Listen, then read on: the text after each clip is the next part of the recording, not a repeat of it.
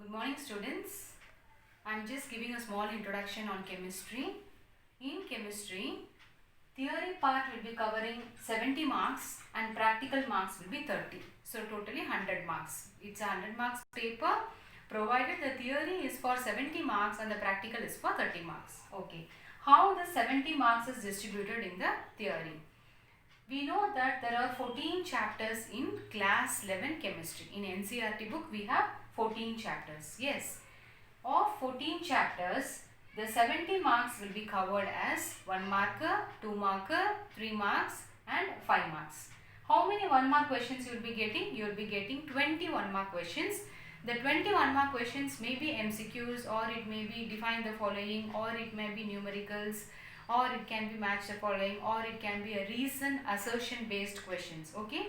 So you will be having 21 mark questions and you will have 7 2 mark questions. You will be having 7 2 mark questions which will be for 14 marks. And how many 3 mark questions? 3 mark questions is also 7, so 21 marks. And 5 mark questions will be 3, so 15 marks. So 70 marks is distributed as 1 mark, 2 mark, 3 marks and 5 marks. See, there won't be like only you will be getting either or choice in 5 mark questions. In 2 mark and 5 mark we will be getting 1 or questions. Okay, there will be a 30% internal choice given in the paper. As far as your 10th standard is concerned, how we will be knowing? We will be knowing the blueprint, like this chapter is going to give me 3 marks, second chapter will give me 4 marks, like that there will be a chapter wise weightage. But as far as 11th chemistry is concerned, there is no any specific, the marks are not equally distributed in 14 chapters. So I cannot leave one chapter thinking that only 2 mark is coming from that chapter. In that way I cannot leave any chapter. I should give equal importance to all the 14 chapters, because there is no any equal weightage of questions in 14 chapters. Randomly they have given marks for each of the chapters in the blueprint.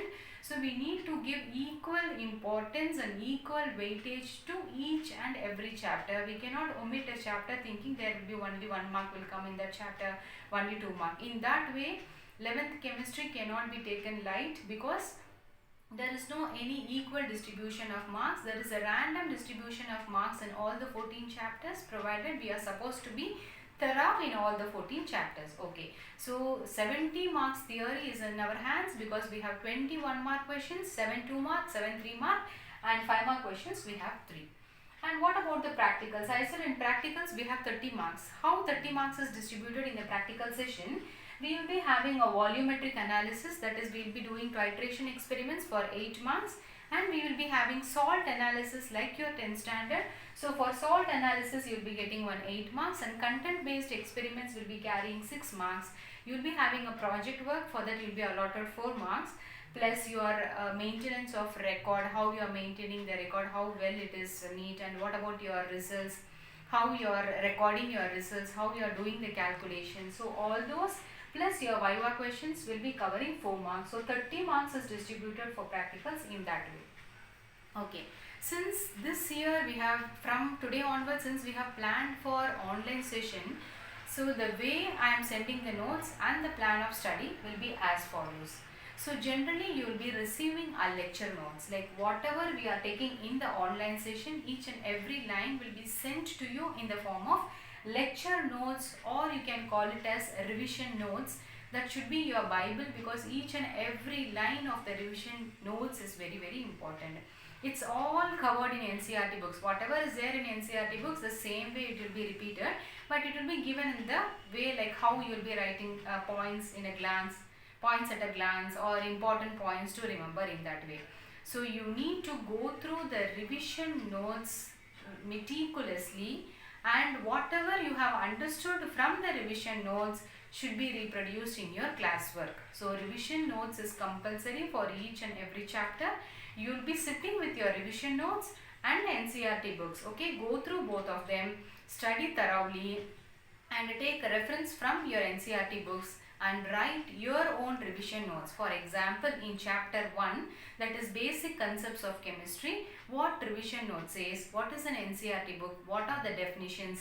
In that way you are supposed to write your revision notes. Okay, now revision notes is done. What is your second aspect? Your second aspect is in-text questions. See, it is quite exhaustive, to be very frank, because each chapter has a minimum of 20 to a maximum of 60 questions, which will be difficult for you to write in the classwork. But we will be sending all, I will be sending all the in-text questions, and importantly, numericals should be worked out in the classwork along with the questions. Okay, almost 47 in-text questions are there. Say for example, in a chapter, a minimum 20 questions should be written in the classwork. So which two is compulsory, children? Your revision notes should be compulsory. I don't want to reproduce what I have sent you in the mail, but you can understand it very well and write it in your own way, like how you understood. You can make like a tabular column, or you can make it in the form of a flow chart, or you can make a nice acronym, you can make mnemonics. So revision notes is how well you understood that particular chapter, that I should be able to understand by seeing your revision notes. Second way, in-text questions, a minimum of 20 in-text questions should be written in the classwork, and which is compulsory in the in-text questions. Numericals should be compulsorily written in the classwork. So this too is done. So apart from completing the chapter, we will be doing some assignments. So minimum I am giving 2 assignments right now. So it is like test yourself in that way. It will be like a quick test for you.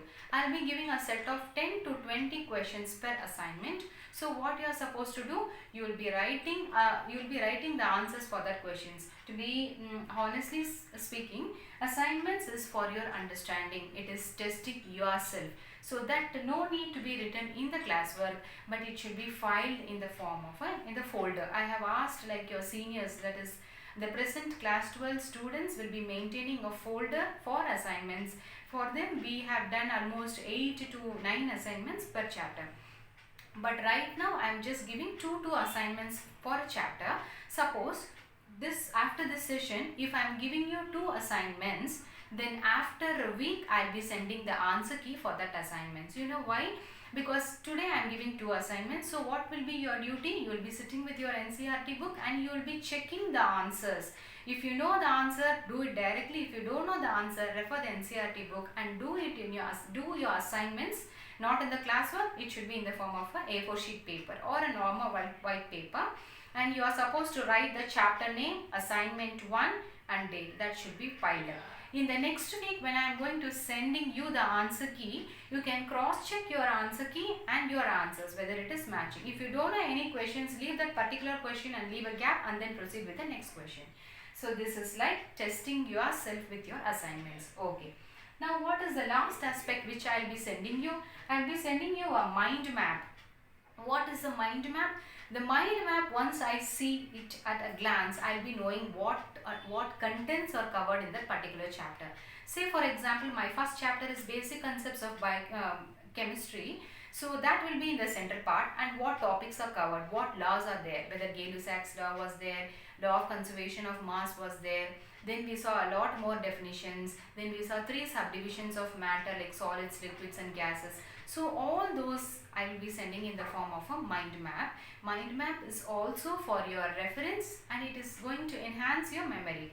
And the last one, memory tips. Memory tips for each and every chapter we have derived out some memory tips so that we will be remembering it in an easier way and my memory will be lasting forever. Like we have framed some mnemonics. For example, if I am able to spell the term soap, S-O-A-P, from S I will be deriving a point, from O I will be deriving a point, from A I will be deriving a point, and from P I will be deriving a point. So in that way we have framed mnemonics, we have framed a few songs so that it is easy for our electronic configuration to memorize the periodic table, etc. So this is the plan of work. So first revision notes or the lecture notes, afterwards in-text questions, then we will be working out with the 2 assignments, and finally we will be dealing with the mind map and memory tips. Children, which has to be written in the classwork compulsorily? Lecture notes should be written in the classwork compulsorily, because that is going to give me an overall view of the chapter. Okay, done. And in-text questions should be written compulsorily in the classwork, provided a minimum of 20 in-text questions can be written, but numericals is compulsory in the in-text questions. Assignments can be piled up separately in a folder, and mind maps and memory tips is just for you, just for your sake of memory and for remembrance. So this is how my plan of work will be. Now we will be dealing with chapter 1, which is nothing but basic concepts of chemistry. Yes.